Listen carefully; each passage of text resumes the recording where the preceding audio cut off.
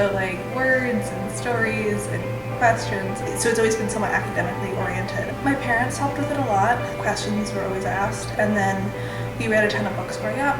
They always encouraged the things that made me really curious and really engaged.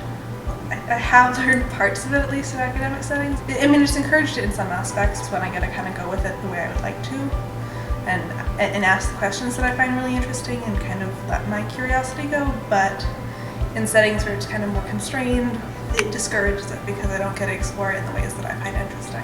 I like to argue, kind of test what I'm thinking about through arguments.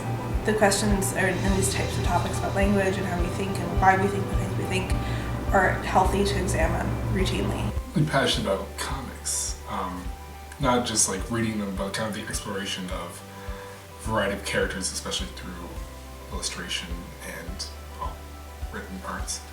I kind of stumbled into a comic book shop when I was really young, and I started reading, because you're not just reading from a book, you're seeing a visualized form, things that you wouldn't necessarily pick up, you kind of explore. Not only just seeing characters that look like you on a page, it's kind of hard to come around for me, but seeing other people's passion or something they want to show people, not just through text, but through a visual form.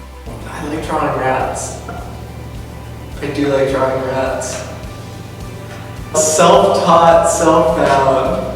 I owned mice as a child, and I did not draw them, but post their demise, I really enjoy drawing rats, because they're just so gross. I like to make people uncomfortable. I guess I look at the picture afterwards or show it to someone else, and if you get sort of like a visceral gut reaction of disgust, then it's probably a pretty good rat drawing.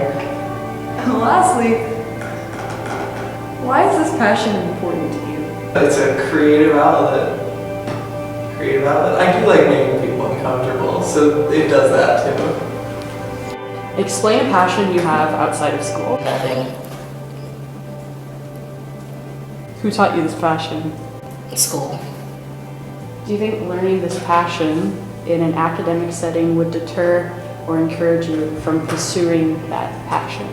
It deterred me from things that I enjoyed. I go day by day. It makes it hard to have a passion. I have no enjoyment. I hate school. I hate bar. Often I'm upset that I cannot fall in love, but I... This is something that happens all throughout the Hudson River. Well, it starts from the city all the way up to Albany.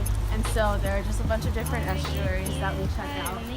And so this is the Fallkill Creek. And right now, that thing over there is a fyke net. And so what it's used for is to count eel population, since the American eel, Ankylostrata, is a population that's currently in decline. And so it's important that, citizen science things happen such as this. Yeah. And I have a shirt.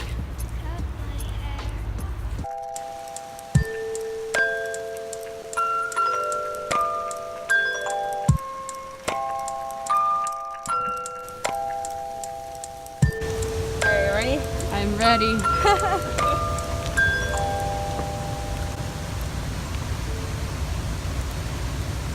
There they go!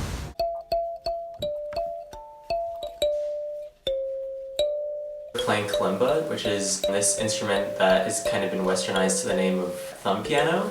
I got it a year ago, learning things online and also trying to translate some of my knowledge from other instruments. I try not to test myself because I'm a really competitive person. For me, kalimba is a way to progress and grow without feeling forced to make a next step. It's a really relaxing thing that I'm passionate about.